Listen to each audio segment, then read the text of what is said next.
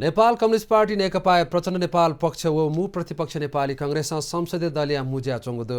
वंगो बिहिबा चोंगु प्रचण्ड नेपाल व कांग्रेस थिथिथासे संसदीय दलीय मुज्या चोंगु ख नेकपा प्रचण्ड नेपाल पक्षीय सिंहदरबारे मुज्या सतोगु ख आवैगु फागुन 23 गते निसे जुइगु प्रतिनिधि सभा मुज्या गुगथ नेज्यागु धैगु ख ल्यात मुज्या सतोगु ख प्रधानमन्त्री केपी ओली पक्ष मु सचेतक देव प्रसाद गुरुङ यात कारवाही याना विशाल भट्टराईया मु सचेतक देगुको दु प्रचण्ड नेपाल पुचल भट्टराईया त